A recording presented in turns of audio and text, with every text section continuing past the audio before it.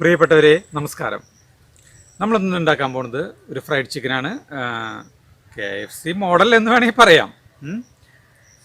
പേരിന് പേര് ഗുണ്ട എന്ന് പറഞ്ഞ പോലെ എനിക്കും നിങ്ങൾക്കറിയാം അതേ ടേസ്റ്റിൽ ഒരിക്കലും ഉണ്ടാക്കാൻ പറ്റില്ലെന്ന്. ആർക്കും ഉണ്ടാക്കാൻ പറ്റില്ല.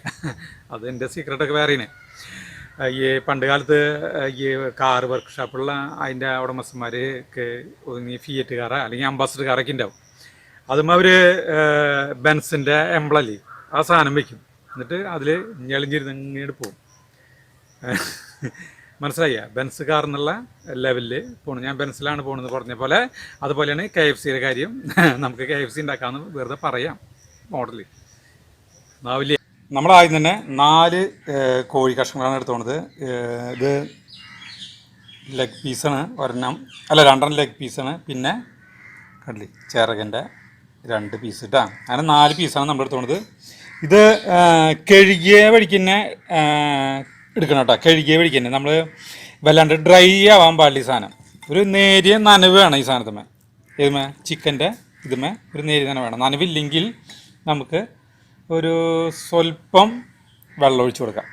കണ്ട ഒരു പേരിനിട്ടാ ഒരു നനവ് കിട്ടാൻ വേണ്ടിയിട്ട് മാത്രം. ഇതിലത്തെ ഏറ്റവും പ്രധാനപ്പെട്ട ഇൻഗ്രീഡിയൻ്റാണ് നമ്മൾ ചേർക്കുന്നത് കേട്ടോ. ഉപ്പ് ചേർക്കണം. ഉപ്പ് ചേർത്തിട്ട് നന്നായി അങ്ങോട്ട് പരത്തിരിക്കുക. ഇനി ഇതിലേക്ക് 3 ടീസ്പൂൺ മൈദ. 3 ടീസ്പൂൺ മൈദ കേട്ടോ. 3നേക്കാളും കുറഞ്ഞാലും കുഴപ്പമില്ല. എന്നിട്ട് വീണ്ടും ഒന്ന് പരത്തി വയ്ക്കുക.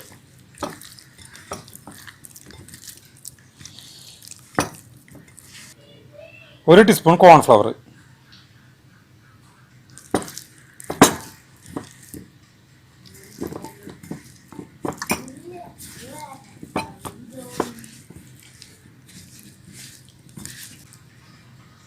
അപ്പോൾ നമ്മളിത് പറ്റി വെച്ച് കഴിഞ്ഞു.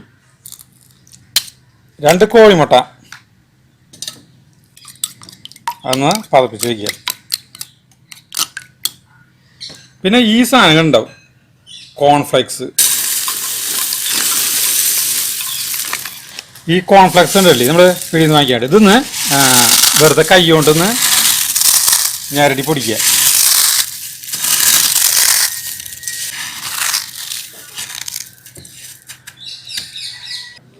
ഇത് നമ്മൾ ഒരു 1/2 ടീസ്പൂൺ മൈദപ്പൊടി, ഒരു സ്വല്പം ഒരു 1/4 ടീസ്പൂണിൻ്റെ അത്രയ്ക്ക് കോൺഫ്ലവർ.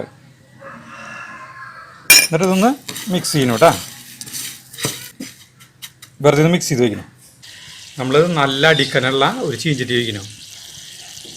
ഇതിന് കനല്ലെങ്കിൽ നമ്മൾ വിചാരിച്ച പോലെ ഈ സാധനം കിട്ടണമെന്നില്ല കേട്ടോ. നമ്മുടെ പാത്രം അടുപ്പത്ത് വെച്ച് ചൂടാൻ പരിക്ക് പാം ഓയിൽ, സൺഫ്ലവർ ഓയിലല്ല പാം ഓയിൽ ഒഴിക്കണം. ഇത് വറുക്കാൻ ആവശ്യമായിട്ടുള്ള കേട്ടോ. ഇത് ചിക്കൻ ലെഗ് അല്ല ചിക്കൻ്റെ കഷ്ണങ്ങൾ മുങ്ങി കിടക്കണം. ചിക്കൻ്റെ പീസ് എടുക്കുക. ചിക്കൻ്റെ പീസ് എടുത്തിട്ട് ഈ കോഴിമുട്ട ഇതിലേക്ക് ഒന്ന് മുക്കുക.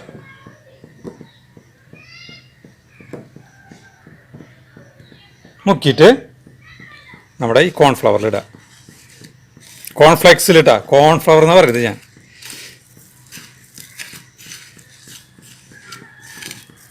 നന്നായി ഒന്ന് പിടിപ്പിക്കുക കേട്ടാ. നന്നായി പിടിപ്പിച്ച് കഴിഞ്ഞു കേട്ടോ. ഇങ്ങനെയാക്കി കഴിഞ്ഞു കേട്ടോ. നമ്മുടെ പാം ഓയിൽ ഭയങ്കരമായിട്ട് ചൂടാകാൻ പാടില്ല. ഒരു മീഡിയം ലെവലായി കഴിഞ്ഞിട്ടുണ്ടെങ്കിൽ ഇത് അരിക്കി ഇടാം. എന്നിട്ട് തീ സിമ്മിലായിരിക്കണം കേട്ടോ. പതുക്കെ ആവാൻ പാടില്ല. ഇതിനെ നമ്മൾ പതുക്കി നീക്കിടാം. അടുത്ത പീസും ഇതിക്കിടാം.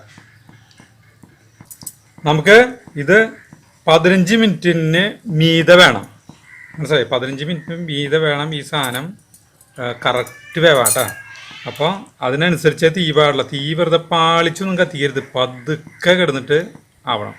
നമ്മൾ വിചാരിക്കുമ്പോൾ ഈ പാം ഓയിൽ നന്നായി തിളച്ചുകൊണ്ടിരിക്കുന്ന ആ ടൈമിൽ ഇട്ട് കഴിഞ്ഞാൽ ശരിയാവുള്ളൂ. അപ്പോൾ ഇതെന്താ വെച്ചിട്ടുണ്ടെങ്കിൽ മോൾ വശം മുഴുവൻ കരിയിൽ പിന്നെ ഉള്ളിലേക്ക് വേവ് കയറാൻ പറ്റില്ല. നമുക്ക് സമയം കിട്ടില്ല.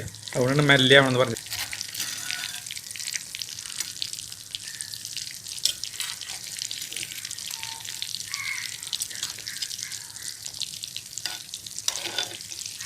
തീ അല്പം കൂടി തന്നെ കേട്ടാ ഇങ്ങനെ ഒരു ബ്രൗൺ കളർ വരും കേട്ടാ. അത് പാടില്ല. നമുക്ക് ഇവിടെ തീ അല്പം കൂടുമ്പോഴുള്ള കുഴപ്പമാണ്. നമുക്ക് മെഷീനും ഇത് പരിശോധിച്ച് നോക്കാനായിട്ട് ഇത് കൃത്യമായിട്ട് ചൂട് കറക്റ്റായിട്ട് നോക്കാനുള്ള സംവിധാനം നമുക്കില്ല. ഇതിൻ്റെ മെഷീനായിട്ടുള്ള സാധനത്തിനൊക്കെ 1,50,000 വില വരും. അതുകൊണ്ട് നമുക്ക് നമ്മുടെ 1,50,000 വരെയുള്ള സാധനമാണ് ഇത് കേട്ടാ. എപ്പോഴും ഇത് ചിക്കൻ മുങ്ങിയെടുക്കേണ്ട രീതിയിൽ നമ്മളിത് ചെയ്യണം കേട്ടാ എപ്പോഴായാലും. ഇട്ട് ഇളക്കി കഴിഞ്ഞിട്ടുണ്ടെങ്കിൽ എന്താ വെച്ചിട്ടുണ്ടെങ്കിൽ ഇതിൻ്റെ മുകളിലത്തെ കോട്ടിങ് പോവും. അപ്പോൾ സൂക്ഷിച്ചാക്കാം. 10 മിനിറ്റ് കഴിഞ്ഞു.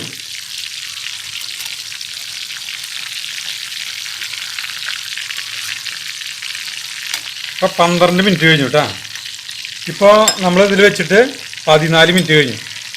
നമ്മൾ വെച്ചിട്ട് 15 മിനിറ്റ് കഴിഞ്ഞു കേട്ടോ. അപ്പോൾ നമുക്ക് ഇനി എടുക്കാം. നമ്മുടെ ഫസ്റ്റ് ചിക്കൻ ലെഗ് എടുക്കണം.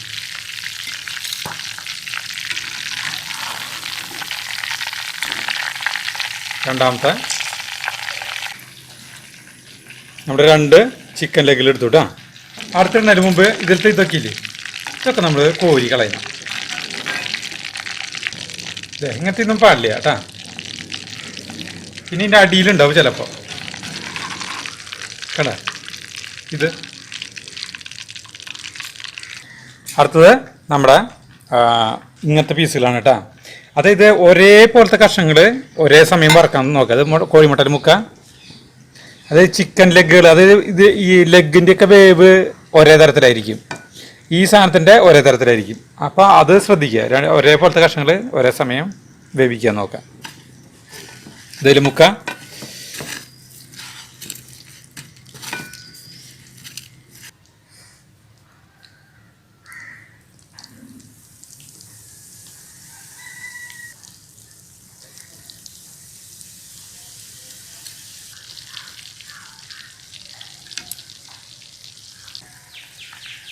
നമ്മുടെ ഇതും ആയിട്ടാ ചിക്കൻ ഫ്രൈൻ്റെ പണി കഴിഞ്ഞു കേട്ടോ.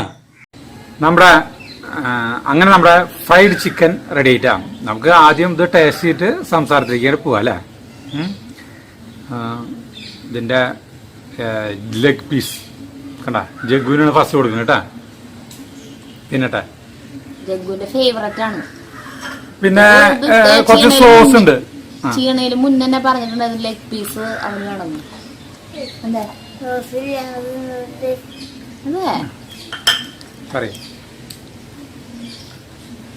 അതെ അവൻ ടേസ്റ്റ് എങ്ങനെയുണ്ട് സാധനം? കഴിക്കി. സൂപ്പറാന്ന്. ഞാൻ കഴിക്കട്ടെ ചേട്ടാ, കഴിക്കാൻ പോണേട്ടാ.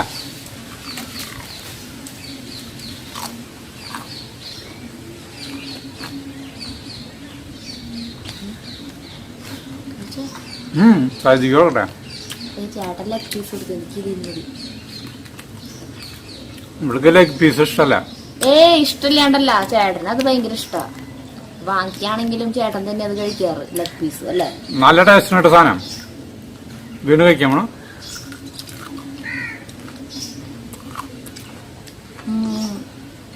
KFCയുടെ പുറമത്തെ കോട്ടിങ് ഇത്ര ബലം ഉണ്ടാവില്ല അല്ലേ.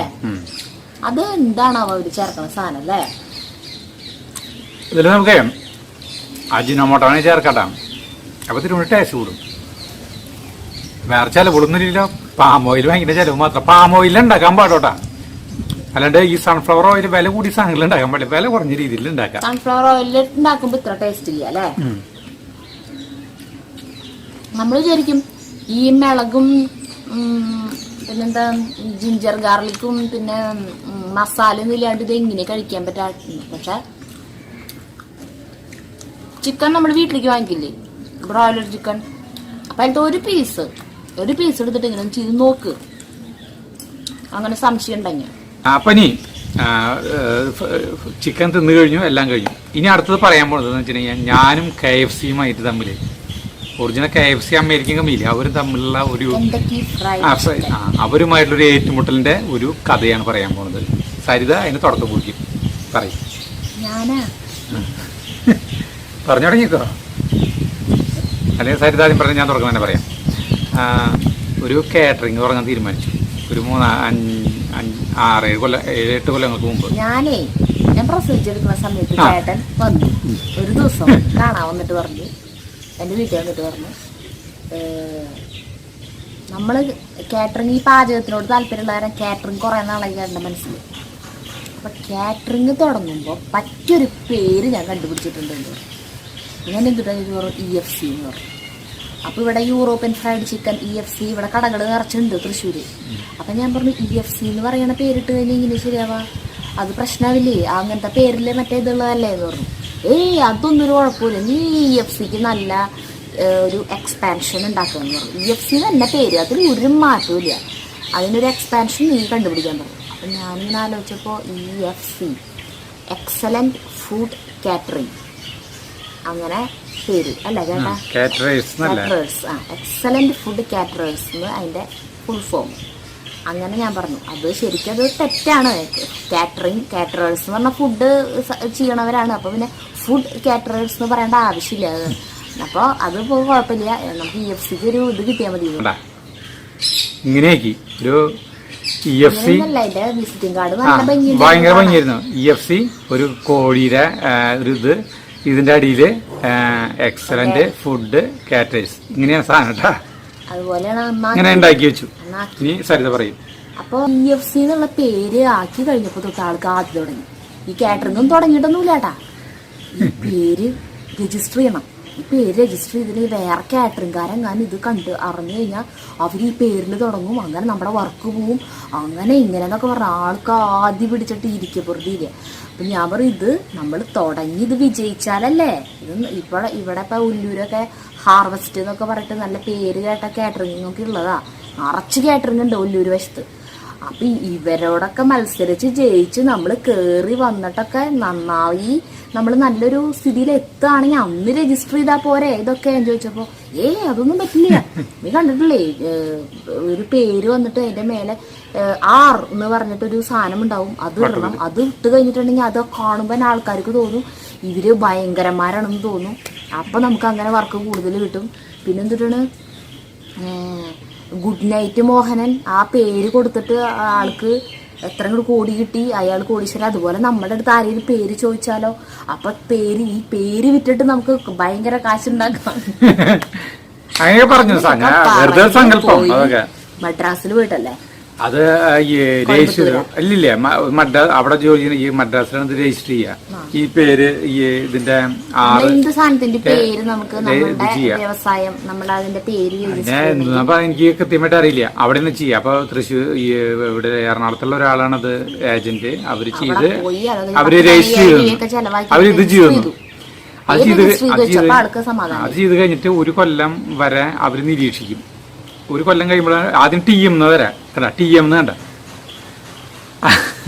അത് കഴിഞ്ഞിട്ട് അവരൊരു കൊല്ലം ഈ രജിസ്റ്റർ അവർ നിരീക്ഷിക്കും. വേറെ കമ്പനികൾ ഇതുപോലെ ഉണ്ടോ അല്ലെങ്കിൽ വല്ലവർക്ക് ആക്ഷേപം ഉണ്ടോ എന്നൊക്കെ ചോദിച്ചിട്ട് ഇതേ രീതിയിൽ എഴുതിയിട്ടുള്ള പരാതി ഉണ്ടോ എന്ന് നോക്കിയിട്ട് നമുക്ക് പരാതി ഇല്ലെങ്കിൽ മാത്രം നമുക്ക് ഈ 6 തരുള്ളൂ. 6 തന്നു കഴിഞ്ഞിട്ടുണ്ടെങ്കിൽ പിന്നെ ഇത് നമ്മുടെ സ്വന്തമാണ്. അങ്ങനെയാണ് ഇതിൻ്റെ ഇത്.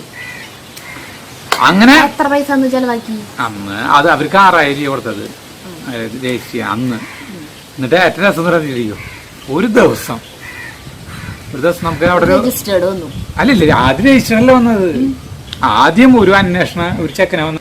അങ്ങനെയൊക്കെ ഒരു 5-6 മാസം കഴിഞ്ഞപ്പോണ്ട് ഒരു ചെക്കൻ നമുക്ക് അവിടെ ഒരു വർക്ക്ഷോപ്പ് ഉണ്ടായിരുന്നു ആനക്കല്ല് വെച്ചിട്ട്. അവിടേക്ക് ഒരു ചെക്കൻ വന്നു. ഒരു ഇംഗ്ലീഷും ഹിന്ദി മാത്രം അറിയുന്ന ഒരു ചെക്കൻ വന്നിട്ട് വർക്ക്ഷോപ്പുകാരോട് നമ്മുടെ പേരിനെ കുറിച്ചൊക്കെ ചോദിച്ചു. ഇങ്ങനെ ഒരാളെ ഇതായി എനിക്കൊക്കെ ഒന്നും അറിയില്ല, ഇംഗ്ലീഷ് അറിയില്ല, ഹിന്ദി അറിയില്ല നമ്മുടെ പണിക്കാർക്ക്. അവര് അതൊക്കെ പറഞ്ഞ് ഈ ചെക്കൻ കുറെ സ്ഥലങ്ങളിലൊക്കെ അന്വേഷിച്ചു, ഇങ്ങനെ എൻ്റെ പേര് അന്വേഷിച്ചു എന്നൊക്കെ കേട്ടു. പിന്നെ അവർ പോയി. പിന്നെ കുറച്ച് ദിവസം കഴിഞ്ഞപ്പോൾ 2 രജിസ്റ്റേർഡ് വന്നു. ഒരെണ്ണം അജിത് കുമാർ S എന്ന് പറഞ്ഞിട്ട് രജിസ്റ്റേർഡ് വന്നു. താമരശ്ശേരി ഹൗസ് ഒല്ലൂർ എന്ന് പറഞ്ഞിട്ട് ഒരു രജിസ്റ്റേർഡ് വന്നു. ഒരെണ്ണം ജ്യോതി അജിത് കുമാർ താമരശ്ശേരി ഹൗസ് ഒല്ലൂർ എന്ന് പറഞ്ഞിട്ട് 2 രജിസ്റ്റേർഡ് വന്നു. അപ്പോൾ പോസ്റ്റ്മാൻ ഇത് നമ്മുടെ തന്നെയാണോ നമുക്ക് തോന്നുന്നു.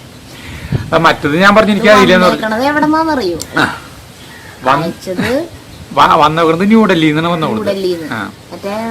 ഹരികൃഷ്ണൻസ് അസോസിയേഷൻ എന്നൊക്കെ പറഞ്ഞ് നമ്മുടെ സിനിമ പോലെ 2 വക്കീലും മൽഹോത്രയാണ് ഏതോ വക്കീലന്മാരൊരു അവരാണ് അയച്ചിട്ടുള്ള അവര് നോട്ടീസ് അവര് ഈ അമേരിക്കയിലത്തെ ഈ ക്ലൈന്റ് ആണ് KFC അവര് മുഖേനയാണ് അവർക്ക് വേണ്ടിയിട്ടാണ് അയച്ചിട്ടുള്ളത്. നമുക്കൊരു ഇത് വന്നത് അതില് ഒരു പറപ്പെട്ട സാധനങ്ങൾ എഴുതിയിട്ടുണ്ട്.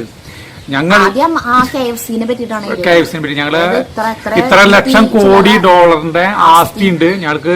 ലോകം 165 രാജ്യങ്ങളില് ഔട്ട്ലെറ്റുകള്, ഫ്രാഞ്ചൈസികള്, ആയിരക്കണക്കിന് എത്ര ലക്ഷക്കണക്കിന് ജോലിക്കാര്, അത് ഇത് എന്ന് പറഞ്ഞിട്ട് അവര് എത്ര 1900 ചില്ലറയില് തൊട്ട് തുടങ്ങിയത്. അത് എടുത്തു വെച്ച് കഴിഞ്ഞ് കാണിച്ചു കഴിഞ്ഞാൽ നമുക്ക് മനസ്സിലാവും ഇങ്ങനൊരു സംഭവം. ഇപ്പൊ ഇത് പറയാൻ കാരണം വെച്ചിട്ടുണ്ടെങ്കിൽ ഞങ്ങൾക്ക് ഞങ്ങളെപ്പോലെ നിങ്ങള് സാമ്യമുള്ള ഇട്ടു, അതൊരു വലിയ തെറ്റാണ്.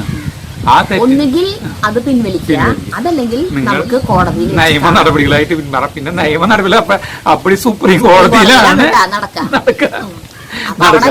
അപ്പൊ അവിടെ വെച്ച് അപ്പൊ എന്താ വേണ്ടെന്നുള്ളത് അങ്ങനെ നോട്ടീസ് ഞങ്ങളുടെ അന്തം വിട്ടുപോയി, പേടിച്ചു പോയി. അപ്പൊ നമ്മൾ വിചാരിച്ചു അപ്പോഴേക്കും കാറ്ററിംഗ് ഒക്കെ വേണ്ടാന്ന് വെച്ചു തോന്നുന്നുണ്ട്. കാറ്ററിംഗ് ഒക്കെ നിർത്തി, അതൊക്കെ പൊട്ടി പൊളിഞ്ഞു പോയി. അതൊന്നുമില്ല. അപ്പോഴാണ് ഈ നോട്ടീസ് വന്നത്. അപ്പൊ തന്നെ ഇവിടെ ചേട്ടൻ ഇവിടെ അടുത്തുള്ള വക്കീലിന്റെ പോയി ചോദിച്ചു. ആള് വായിച്ചു നോക്കി കഴിഞ്ഞപ്പോ എന്നെ പറഞ്ഞു, എനിക്ക് 1 കോടി രൂപ കമ്മീഷൻ തരണം, ഞാൻ ഈ കേസ് ഏറ്റെടുക്കാന്ന് പറഞ്ഞു. അപ്പൊ ചേട്ടൻ അന്തം വിട്ടിരിക്കുക. പറഞ്ഞു, നിങ്ങൾക്ക് ഞാൻ അവരുടെ കയ്യിൽ നിന്നൊരു എത്ര 10 കോടി പറയാൻ പറ്റില്ല, എത്ര വാങ്ങിച്ചു തരും, എനിക്ക് 1 കോടി കമ്മീഷൻ തന്നാൽ. ചേട്ടനുണ്ട് വക്കീലിന്റെ അടുത്തേക്ക് ആകെ ശോകമൂകനായിട്ട് പേടിച്ച് കറച്ചു പോയി ആളുണ്ട്. അവിടെ നിന്ന് ജാതി രാജാക്കന്മാരെ പോലെ വന്നിട്ട് സരിതേ നമ്മള് കോടീശ്വരന്മാരായി, നമ്മുടെ സമയം തെളിഞ്ഞു എന്ന് പറഞ്ഞിട്ടാണ് ഇത് കൊണ്ടുവരുന്നേ, എനിക്ക് ഇത്ര കോടി കിട്ടാൻ പോണെന്നൊക്കെ പറഞ്ഞിട്ട്. ഞാൻ പറഞ്ഞു, വേറെ ഇത്തിരി കൂടി വിവരമുള്ള നല്ല വല്ല വക്കീലന്മാരുടെ കൂടെ ഒന്ന് ചോദിച്ചു നോക്ക് എന്ന് പറഞ്ഞിട്ട് അങ്ങനെ വലിയൊരു സീനിയർ അഡ്വക്കേറ്റ് തൃശ്ശൂര് ആളുടെ അടുത്ത് പോയിട്ട് ചോദിച്ച ആള് കണ്ടാശം പറഞ്ഞു, അവർക്ക് ഇന്ത്യൻ പാർലമെന്റിനെ പോലും സ്വാധീനിക്കാൻ കഴിവുള്ളവരാണ്. അവരുടെ അടുത്തൊക്കെ ഒരു യുദ്ധത്തിന് നമ്മൾ ഒന്നുമില്ല, അതിന് അത് സുപ്രീം കോടതിയിലേക്ക് പോണം വാദിക്കണം, അതിന് ചോദിച്ചു. ഇത് വേഗം നിരുപാധികം കീഴടങ്ങാൻ നല്ലത്. നമുക്ക് എന്തായാലും ഓൾറെഡി ആ സ്ഥാപനം ഇല്ല, ഇപ്പോ നമ്മളതില് വർക്കൊന്നും ഇല്ല. അങ്ങനെ പറഞ്ഞിട്ട് അങ്ങനെ അത് പറഞ്ഞ് അത് കൊടുത്തു. ആദ്യത്തെ വക്കീലിന് കേസ് കൊടുത്ത് ഞാൻ കുടുംബം വഴിയാകാരായി കിട്ടിയാല്. അങ്ങനെ KFCയും ഞാനും തമ്മിലുള്ള ഒരു ഏറ്റുമുട്ടലിന്റെ ഒരു കഥ. ഇത് നിനക്ക് ആലോചിക്കുമ്പോ ഇപ്പോഴൊക്കെ ഭയങ്കര രസമായിട്ട് തോന്നണം. അന്നൊക്കെ തലയ്ക്ക് ടെൻഷൻ അടിച്ചു തുടങ്ങും. കണ്ടപ്പാണ് നമ്മൾ ഇങ്ങനെ ഒരു വലിയ നോട്ടീസൊക്കെ വരുമ്പോ ഇതങ്ങനത്തെ സാധനങ്ങളൊക്കെ വരുമ്പോ നമ്മൾ ബോധം പോലെ ആവശ്യമില്ലാത്ത കാര്യം പോയിട്ട് ചെയ്യാതെ. പക്ഷെ വേറൊരു കാര്യമുണ്ട്, അതിലെന്താ വെച്ചിട്ടുണ്ടെങ്കിൽ ഇവരെയൊക്കെ കുറ്റം പറയും. അതായത് നമ്മൾ എന്തെങ്കിലും പ്രവൃത്തി ചെയ്യുന്ന ആളുകളെ എല്ലാവരും കുറ്റം പറയും ആളുകൾ ഇല്ലേ, പുറമേയുള്ളവരെ എല്ലാവരും കുറ്റം പറയും. ഇതെന്തിന് തേങ്ങ മാങ്ങാന്നൊക്കെ പറയും. ഇതിന്റെ അർത്ഥം എന്തിനാണെന്നറിയ ശരിയായത്, ഈ പറയുന്നവര് ഒന്നും ചെയ്യണ്ടാവില്ല.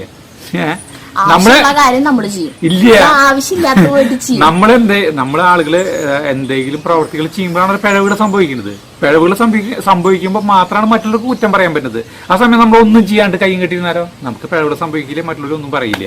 അതുള്ളത് കൊണ്ട് ഇത് ചെയ്താൽ മതി. അപ്പൊ നമ്മൾ എന്തെങ്കിലും അത് ഞാൻ പറഞ്ഞല്ല, അതല്ല ഇതിപ്പോ ഞാൻ പറഞ്ഞതല്ല, ഞാൻ പറഞ്ഞ കാര്യമുള്ളത്. അതായത് നമ്മൾ പ്രവൃത്തി ചെയ്യുന്നുണ്ടെങ്കിൽ മാത്രമേ മറ്റുള്ളവർക്ക് കുറ്റം പറയാൻ അവസരം കിട്ടുള്ളൂ. അതിന്റെ അർത്ഥം മറ്റുള്ളവര് ഒന്നും ചെയ്യുന്നുണ്ടാവില്ല എന്നാണ്. ഇത് ഞാൻ പറഞ്ഞില്ല, ഏതോ ഒരു മഹാനായ ഒരു ശാസ്ത്രജ്ഞൻ പറഞ്ഞിട്ടുള്ളതാണിത്. അല്ലാണ്ട് ഞാൻ വെറുതെ ഇത് വായിട്ടലക്കുന്നതല്ലട്ടാ. അപ്പൊ നമുക്ക് ഇത്രയാണ് KFCയും ഞാനുമായിട്ടുള്ള യുദ്ധം. വളരെ ഈസിയാണ്, സിമ്പിളാണ്. നിങ്ങൾക്ക് താങ്കൾക്ക് ഉണ്ടാക്കി കൊടുക്കാൻ പറ്റും. കോഴി വാങ്ങിച്ചിട്ട് എപ്പോഴും നമ്മൾ നമ്മള് വീട്ടില് കോഴി വാങ്ങിച്ചിട്ട് എപ്പോഴും മിളകും മല്ലിയും മഞ്ഞളും ഇതൊക്കെ ഇട്ടിട്ട് ഇഞ്ചി വെളുത്തുള്ളി പേസ്റ്റ് മസാല മുളക് പൊടിയൊക്കെ ചേർത്തിട്ടും ഉണ്ടാക്കാം. അത് വേറെ, അത് ഇന്ത്യൻ ടൈപ്പ്, അതിന്റെ ടേസ്റ്റ് വേറെ. അത് ആ ടൈപ്പ് നമുക്ക് വേറെ ഉണ്ടാക്കാം. ഇത് നിങ്ങളൊന്ന് പരീക്ഷിച്ച് നോക്കാം, എന്നിട്ട് താങ്കൾക്ക് കൊടുക്കാം. താങ്കൾക്ക് കൊടുത്തു കഴിഞ്ഞാൽ വലിയൊരു കഴിക്കാം. പിന്നെ നേരം വൈകി കഴിച്ചിരുത്തിട്ടാ, വല്ലാണ്ട് കുറെ സമയം ഏത് KFC ആയാലും ഏത് EFC ആയാലും സാധനം അതിന്റെ അങ്ങനെ പറ്റില്ല. ഞാൻ പറഞ്ഞില്ലേ ഫസ്റ്റ് കോട്ടിംഗ് ആണ് നമുക്കറിയാത്തത്. കാർ ഡ്രൈവറെ എന്താ പറയാ വർക്ക്ഷോപ്പ് കാര്യം പറഞ്ഞില്ലേ, അതുപോലെയാണ്. അപ്പൊ നമുക്ക് അടുത്ത വീഡിയോ ആയിട്ട് കാണുന്നവരെ നന്ദി, നമസ്കാരം.